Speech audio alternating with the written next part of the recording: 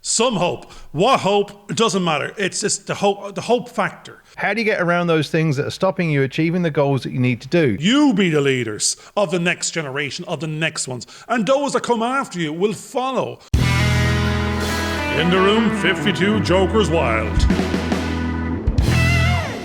At some point today, we will get to the end. We just don't know when, because we've had a few false starts and stops and dogs barking and cameras not working as they should do. And I had glitchy things on my recording devices that were putting a high-pitched note, which kind of sent Garvin round the bend a little bit there, which it's kind of weird.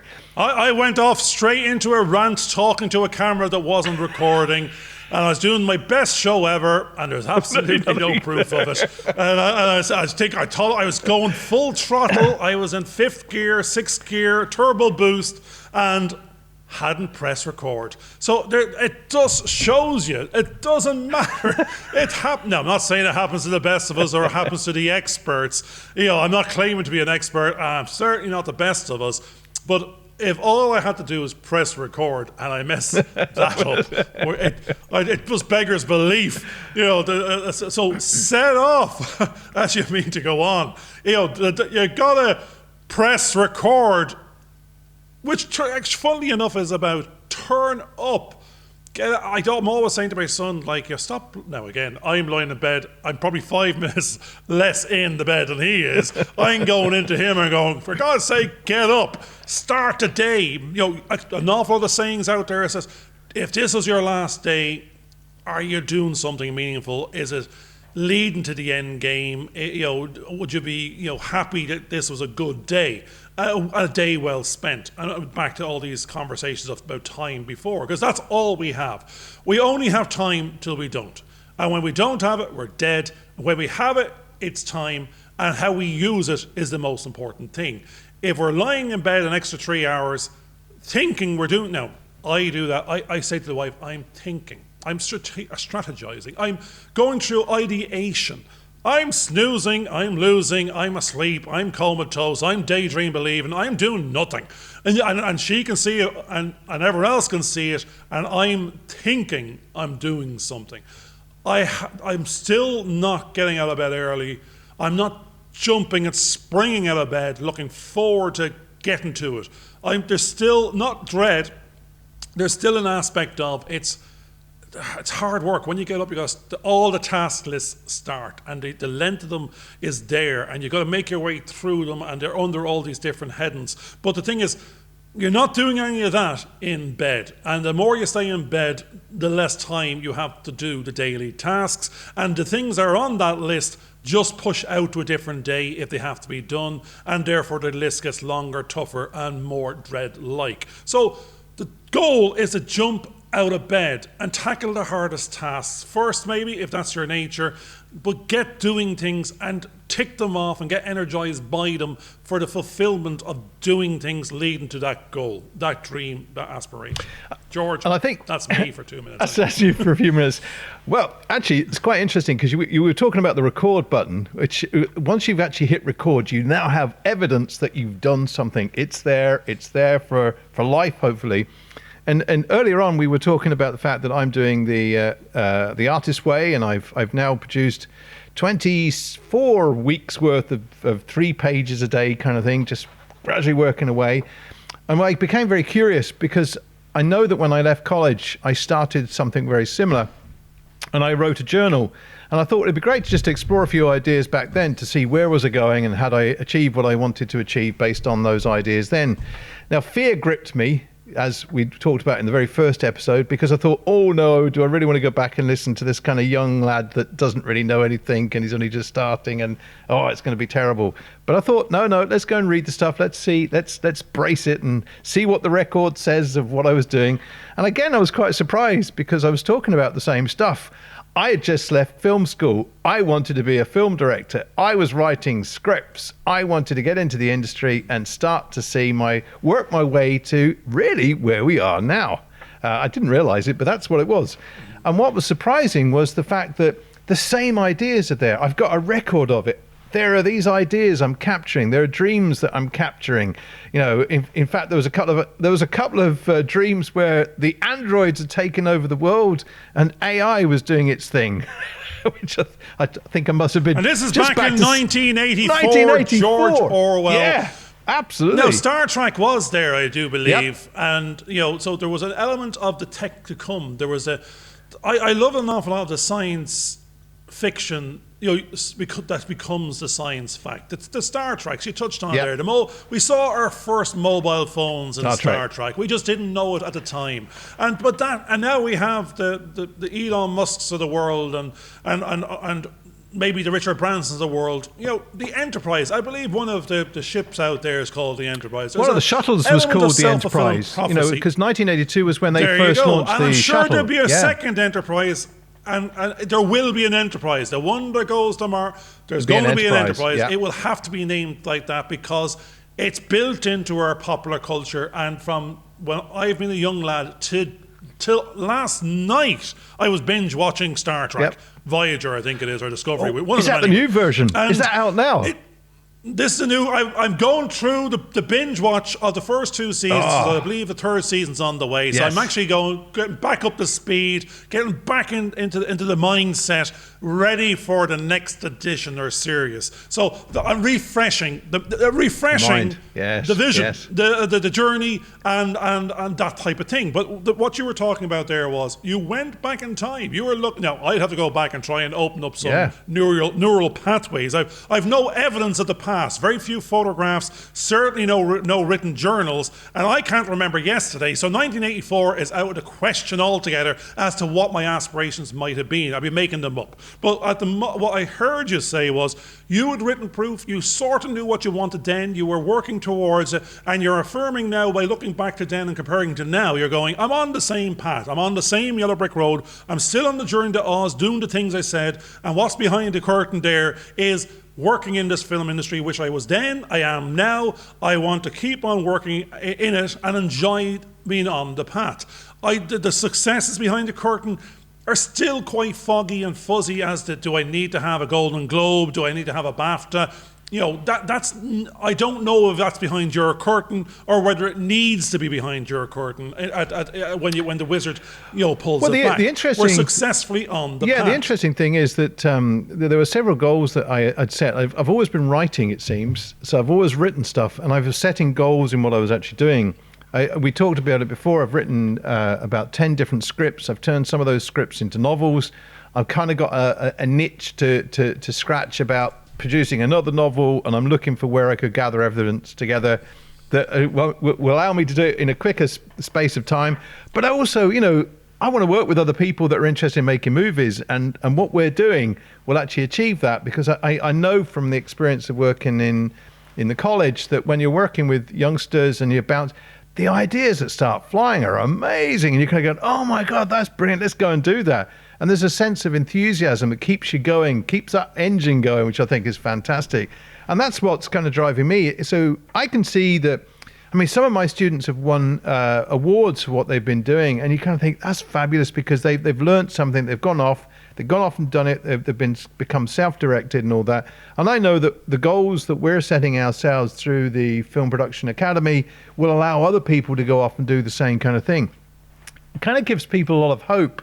Gives me a lot of hope, especially going through these kind of pandemic. And you kind of go, right, let's just use some of these as ideas, because some of those things could be really good from the sci-fi thing as well. Let's go back to Star Trek, because Star Trek... No, you said hope, and it went straight back to another episode. I was going, Bob, hope, no hope. Some hope. What hope? It doesn't matter. It's just the hope factor. Yeah. So the dream factor, the hope factor. No, hope is useless.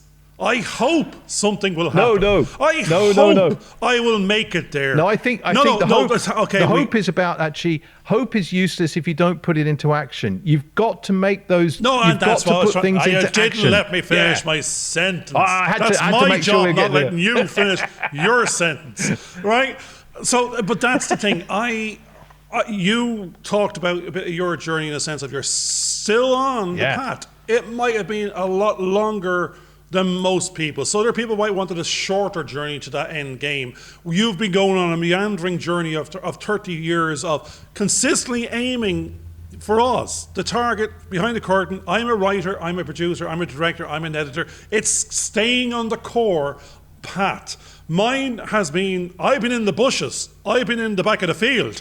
I don't know where, I've been popping my head out from behind boulders. I don't know what I'm doing, where I'm going. I've been walking in circles. So for the last 30-something years, I've actually been going nowhere fast and then doing it again because I was directionless. I was doing what happened, not what I wanted to happen. You reminded me of the Hornby set again. I wasn't even on the yellow brick road. I was over some other corner, sort of throwing pebbles, and I was going up a mountain path, in the bush with a couple of billy goats. So now what's happened is I didn't know I could go to Oz. I didn't know I could be in the film industry. I didn't know that I didn't need permission. It could be in my opportunities and goals. I at that time discounted myself as, well, I'm not working in the industry. I've got a degree in marketing. There's no jobs in Ireland. Why would someone let me in? Therefore, I won't look. I won't try. I couldn't have anything to offer. What can I offer? I can't sing, can't dance. I can't act. Well, I've never tried. This is the thing. There's a lot of personalities out there that hope things happen to them. I hope I win the lottery. I'm not going to buy a ticket, but I hope I win the lottery. I didn't buy the ticket. I didn't buy 5 tickets to hedge my bets. So you start going, what lottery? Is it a billion, tickets in the lottery, or is it the lottery of getting a job of 50 people applying for a job? You're in that lottery. Now, you can hedge your bet in it by being better educated, being better trained, by turning up, by presenting so you can hedge the bets that you're 1 in 10, 1 in 3, you're down to you've gone through 3 rounds of interview, and you're now in the consideration set, and you could possibly have the opportunity to have the job, to have the chance that you then have to consistently put work into. But it's about getting out of bed. It's about turning up. It's about applying yourself to a position or a job, and that learning set of skills. And that's what's starting to happen in the last couple of years with myself and you, George. You've given me permission indirectly to be in the film industry. Now we're saying, what are we doing in it? What's behind the curtain? We've touched on another show that we can't just expect someone to give us a job, because there's lots of young people out there better qualified for those particular roles. So that then said, what role do you want in an industry that has 30,000 types of roles and jobs? What are you talking about exactly? Now, you've been on your journey of, well, I can write the script, I can sing the team tune, write the team tune. So you can write the story, we know how to make the story if we keep it quite simple. We can possibly finance it, we can get other people excited about it. We know what the production process is. We know what the moving parts are. So we can be in the film industry, and YouTubers are in it every day of the week making 3 minutes of something. This is our microcosm right now of, are we in the film industry? We're filming, we're capturing video and sound, and we're putting it up on channels, which are the new rooster market. Technically, this is a micro story. It's a micro documentary. It's a chat show. It's something. It has video, audio, sound, and it has hopefully some entertainment or educational value to someone somewhere. It's not commissioned. It's not for sale. We're not expecting to be superstars as a result of it. But I think we've given ourselves permission to show that others can give themselves permission to get up, start a micro go-do. If you want it to be bigger and more, well then you've got to turn up more and put in more energy and effort. Don't get burned out. It might be you need to work with more people and to have common goals and ideas so you can get some of the parts to have a better chance and momentum of making those dreams happen. So wake up, turn up, get out, go do, and focus just to keep you directed, if nothing else. And what I think is very important there is the fact that although I'd mentioned hope, we talked about the fact that you've got to put those hopes into action. And there will be lots and lots of blocks. This is great storytelling stuff. There will be blocks, and you have to work away. How do you get around those blocks? How do you get around those things that are stopping you achieving the goals that you need to do? And what you do is you break it down into small component parts and you work out what you need to do, which is when I went off and made a couple of feature films and a couple of documentaries. I started to work out through the process, what do I need to do, X, Y, and Z, and then I need to bring it all together so it becomes a final thing. And anything I didn't understand, I knew I had to go out and find and learn. And that's what you do. You just keep learning and studying and practice. And the practice thing is so important. We are using camera technologies and sound technologies that we've gradually built up over time. And we are learning how to use that so we know how this is efficient and how it will work within the systems that we've actually designed for teaching people this kind of process. And this what we're doing now with the LinkedIn videos and the YouTube videos and the podcasts, this is a process that we want other people to follow, because it's part of the marketing strategy that will eventually promote the films, the books, the t-shirts, and the other things that we're building. We're also finding that those things are starting to happen as well. Garvin's working on the book part. He's taking the text that we have, repurposing it, and making it into something else, which is fantastic. And those are things that I've learned over the years through publishing other people's work and several of my own books as well.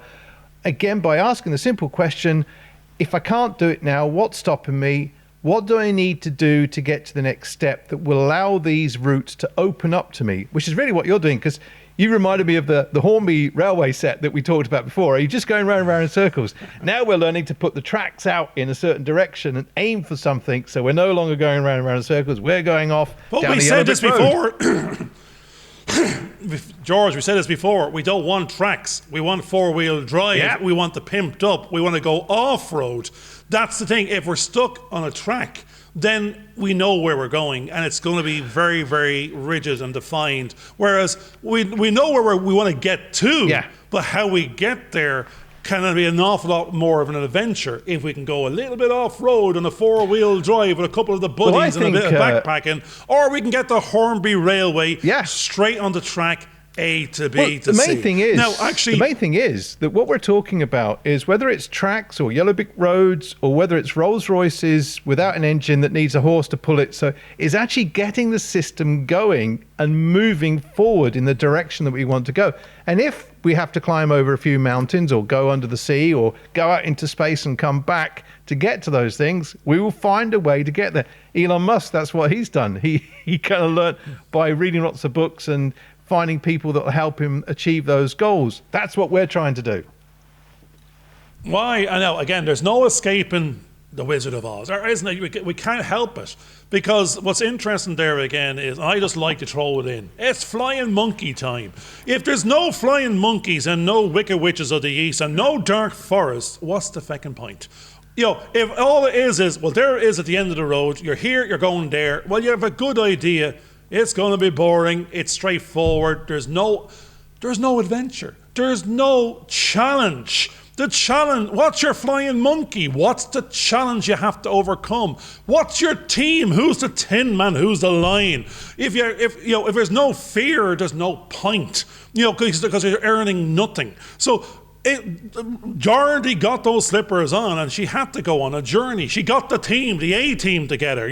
That's what was there. They didn't have the van, but the A-team was there, and they knew they're going out on a journey, and they knew where they were going. They didn't know how they're going to get there, how long it's going to take, and what mishaps will happen along the way, or what adventures, but they knew it's going to be a challenge, it's going to be an adventure. They want to do it together. There's going to be a reward at the end when they get there, if they get there, when they get there. Actually, they nearly don't want to get there, because when they get there, it's an end. When you get there, you need to go back to the start in Monopoly and go back to go. Do not go past go. Start again. Find a new wizard. We're not going to Oz. We're going to wherever the new Oz is, Oz 2, because Oz is the end of days.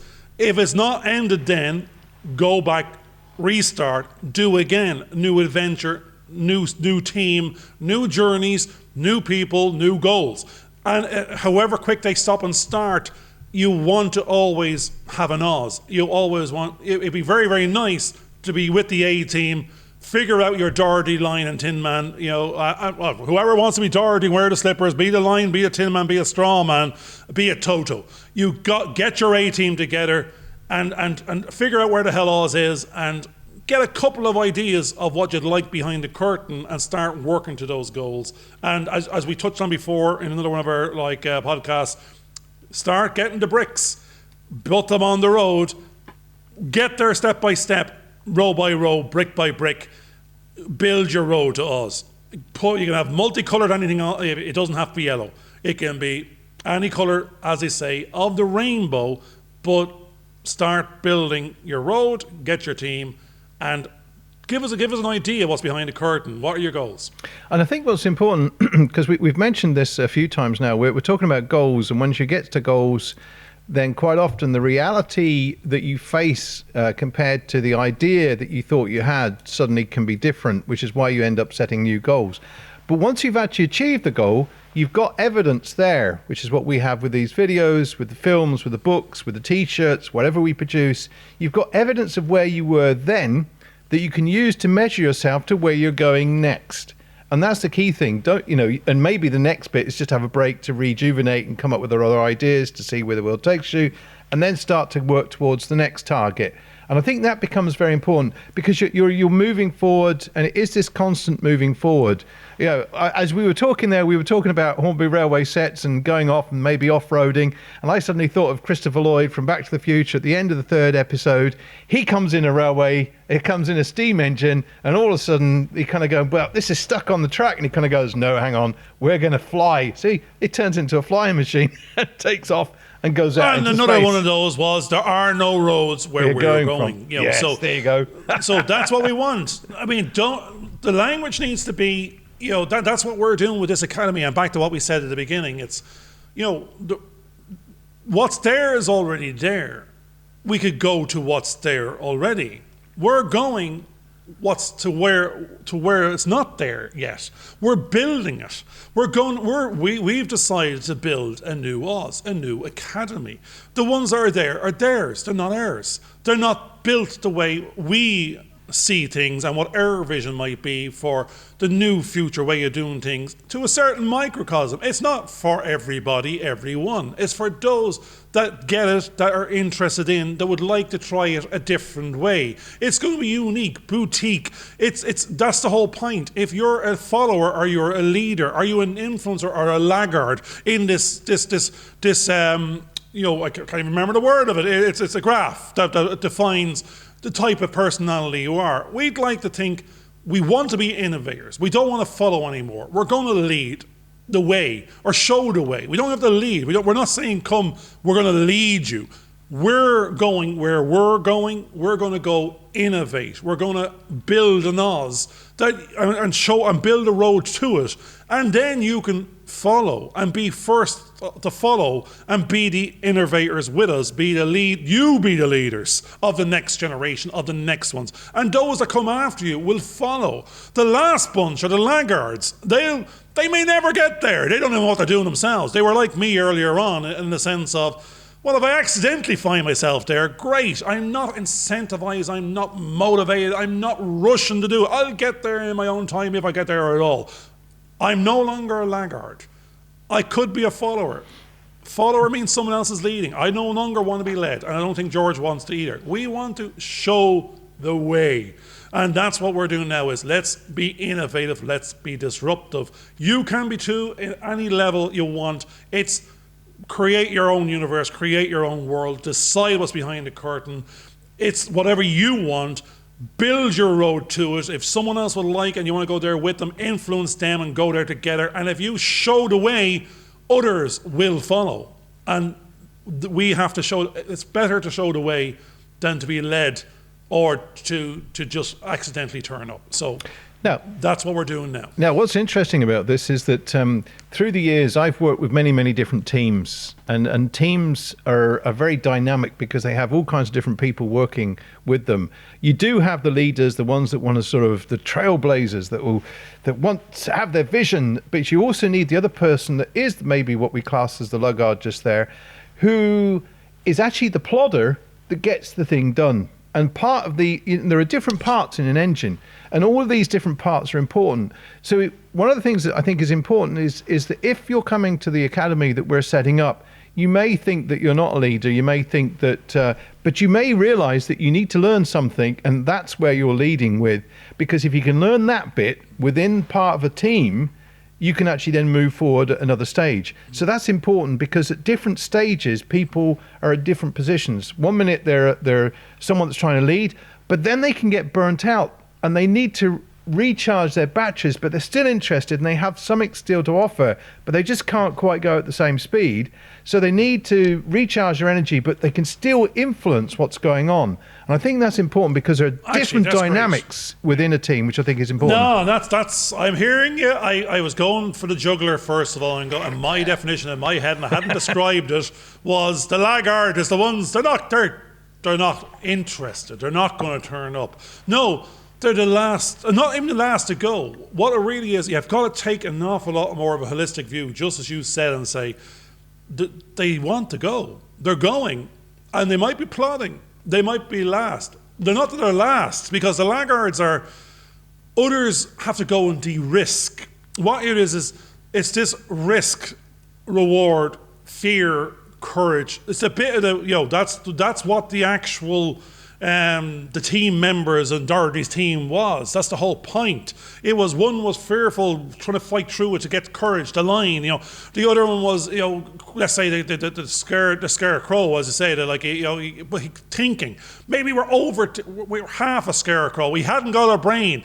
That was me. I hadn't got an acting brain. Don't say I have it now either, but I didn't have the faith in myself to get into this industry earlier. I would say, who would let me, who would want me, what would I be good at? I haven't done anything. I don't know, I've never tried, how the hell would I know? So there's less chance of them knowing to see anything in me. But again, if you at least kept on turning up and figured out what it is you might want to learn and give it some time and energy, maybe you would be the right person in time. I'm the laggard in this industry. I sort of always wanted to be in it. I just didn't start getting that hop, skip and a jump in. Now in the last year, we've got our roller skates on now, and we might even get a turbo boost. We might get the Rolls Royce and put an engine in and go there faster. But the thing is, we know where the dare is. We know the microcosm of the industry that we're interested in is, we've got our Doherty, we've got our Toto, we've got our fear, we've got our courage, we're going to keep on questioning ourselves. There's risk, there's responsibility, there's reward, there's stress, there's anxiety, and we're going to create it and put it around ourselves. But the whole point is to fight through. We are the laggards. Actually, when we get through to the other side, we'll turn into that ourselves on the next step of the way. So the laggard is turning up. They're plodding along. They want others to trailblaze and de-risk the journey for them. Burn the forest down, lay the yellow brick road. Show me the way to Oz. I will follow, I will go. I will be a little bit slower, but I'll get there. And when I get there, we don't know that the laggard isn't the one that made the difference when they got there, because on the way they went the longest route. They took in all of what they saw on the journey. They probably enjoyed it the most because they were achieving the most, going from where they were going to where the others were going. Trailblazing, because an awful lot of us trailblazers, if we can call ourselves one, get dissatisfied very quickly afterwards. And next thing, what's next? Because that's not satisfying me now. I've done it, I've achieved it, move on. Whereas a laggard will go, I'm here for the journey. This is the whole journey. And when I get to Oz, it is the end of the days. I spent my life on that journey. I did what I said on the tin. I got there and enjoyed every moment of it. I didn't feel pressured, stressed, or anxiety, or fear, or risk, because I went consistently along the way with the help of others show me the way. So there is a way of two different ways of looking at things. Now, the other thing is that I'm also reminded of, I think it's either Canadian geese. You actually have the first bird that leads the way is the one that the slipstream goes past them, and those that are behind it, they don't have to fly as hard. But they can only sustain that for a certain period of time, and then they need to fall back in formation and someone else needs to take their position. And quite often that's it. It's like a relay race, that you need someone to be leading and the others following, and then what needs to happen is they need to sort of change positions when the first person start to lose energy or start to get weaker, so they can recuperate, because they know that they've got a long journey to go, and that relay effect needs to be constantly happening so they can get to their end goals, especially if it's a long task like a film. And you do need people to be there constantly sort of helping motivate those ones that are in the lead roles, just to so they don't stop and flag a little bit there, kind of thing. So it's very important. All these things are things that you need to take on board. The dynamics of the team, how far the journey is going to be, can you achieve it, can you sustain it, what do you need to do to build each other up on that journey? So the person that may be sitting back and not doing as much as you think, maybe the one person that's listening to everybody else and just helping them, just nudge them forward a little bit so they can achieve their goals, and doesn't maybe have the same kind of ambition. And that's okay. We need all of you in that mix. And that's the numbers game in the pyramid as well. Normally, it's like there's one, I'm the leader, not 10 leaders. Now, there might be a matrix structure where we're all the leader. There you go, well, you're all going nowhere fast then, because all these committees talking about all this stuff, someone needs to be doing it. Someone needs to be actually leading the way. No, chairpersons, I'm not disputing that we can have meetings about meetings and talk about steering groups and chairpersons this and consortiums that. But at the end of the day, what they're all about is they'll end up with an answer. They'll end up, it could take a long time of actually getting to the answer that everyone's agreed on. The minimum viable product or journey is, let's give it the budget, and now let's appoint the leader to go do. And that's what actually happens. The leader to implement is not the steering groups, committees and chairpersons and stakeholders. It's the person that's now got the job of leading the posse, or basically it's that lone wolf that sets out there, and every danger they encounter first, so the path is safe for the rest to follow. And that happens in nature, left, right and centre too, and the strongest normally leads. Now, it may not be strength, it might be strongest of mind, of mentality, of conviction. It doesn't need to be physical strength. You're going to need that as well in terms of your health and your wealth, and but it has to all align. So, and normally you think someone said we're going to follow that leader because we appointed them, we voted them in. Now, sometimes you don't have a vote, and that's where the group dynamic has to be aligned. Somebody's a leader, you got recruited after the fact. These are the goals, these are objectives. This is your job, this is your role, this is your responsibility. If you want to lead, you've got to earn. Actually, it's not a case of take out the leader and kill him and take his position. That's back in bygone days where the strongest survives. This is the strongest mindset, the best qualified for the job, the most to give, is normally now the leader. We hope. It's not always the case, but in industry, maybe more so than, let's say, public sector. Sometimes, shit rises to the top. There's no two ways about it. The longest there gets the job because they're the longest surviving.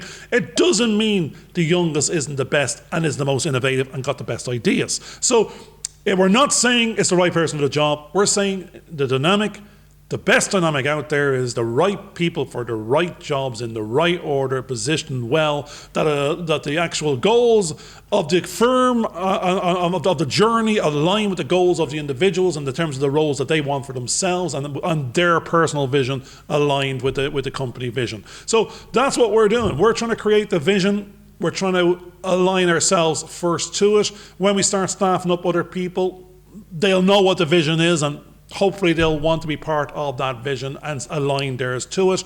And then we can trailblaze, because that mix of people and personalities will be the right mix in each of the roles.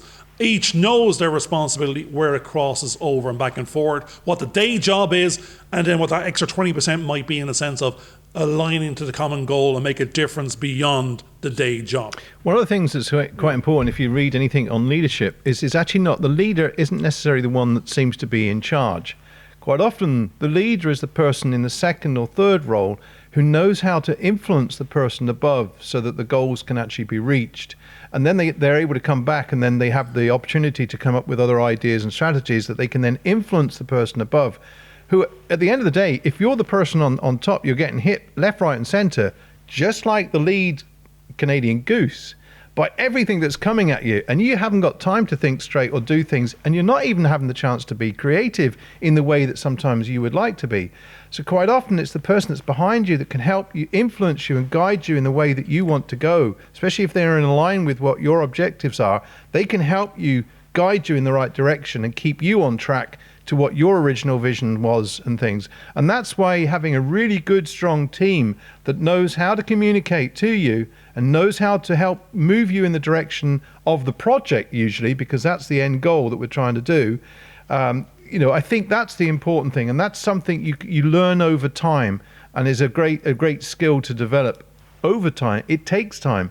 And that's where you have all the different people coming in who have the confidence to do their thing, know when they can step in and offer advice, but also know when to step back and listen to what's going on with other people. Listening is a great art. Now, I'm going to come from the angle of, there's me thinking I'm a leader, and I'm going, leading who? Myself. Well, actually, can you lead yourself? You can't lead like a dead horse to water, or you can't make a horse drink. I don't know what it is, but you certainly can't lead a dead horse. But you can lead yourself. You got to get up out of bed. You've got to lead yourself to water. If you don't, you're going to die. You're a dead horse. It could be Shergar. He had a good innings while he was there. I think he's probably still a dead horse, or we don't know. There's a mystery there. But at the end of the day, you can be the white stallion, or you can be the dead horse. But you've got some hope. Maybe you weren't born a stallion, or you're a bit of a pony or an ass like myself. But at the end of the day, I have a vision. I have a self-belief that I am a white stallion. I am an Arabian stallion in my vision set. And if I can get others to believe that, I'm a white Arabian stallion. It's about perception. It's if others believe, if they follow, if you've got that, that's what we need to do. It's smoke and mirrors sometimes. It's those that believe most can actually end up winning the Grand Prix. They can win the I was trying to do a horse race there, ended up with a motor race. But it's the whole point is if you're not in the race, you can't win. We're in the human race. We're in this race.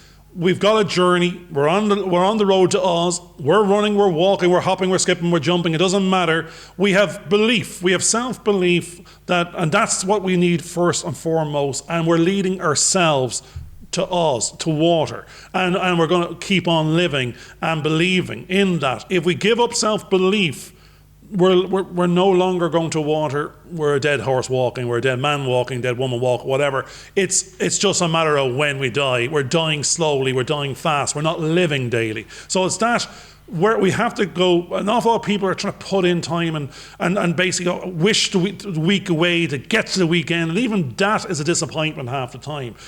I think George, myself, and I are trying to create time. There's not enough time. We need more time to do the things we want to do now. We're getting inundated with the possibilities and potentials. We're driven, but we might get burned out. But it's not because we're not turning up, and it's not because we don't believe, and it's not because we don't have a dream, a vision. It's actually the dream is getting bigger. The vision's getting bigger. We need to nearly narrow it down and go what's achievable with the resource to hand. Or the next sexual phase is, can we get someone else to buy into the dream? Can we get anyone else to understand our vision? Can we get anyone else to join us on the journey to Oz? Can we get a big yellow bus and start populating it? Because if we're going, we can an awful lot more can go with us. And that's what we're trying to realize now. It's about a journey of a bunch of people together that can trailblaze and show the way and light it up behind so others can follow in their timelines at their skills and abilities and fears and stress sort of factors and affordabilities. But they know where Oz is, they know where the bus stop is, they can get the fare and go in their own time and get off and on the bus as required. Now we've come to the end of another show which has gone past really, really quickly. We've been discussing Oz and how to get there, looking at different forms of transport. The fact that going on a journey together is better than going on your own, because you are better off sharing your experiences with others, because that's where you create landmarks and that's where you create evidence of what you've actually done in the past and where you hope to go in the future. So we hope you enjoy this episode. We hope you can get on target with what you want. Don't just hope and dream, put it into action, make it become a reality and achieve those goals, even the small ones, and start working together as a team. That's what me and Garvin have done. We hope you enjoyed this show. And we're off to see the wizard. We're going to pull the curtain aside. We're going to look behind and go, is that all there is? And go, we're off again. See you soon. Bye. Do what it says on the tin. Follow and share.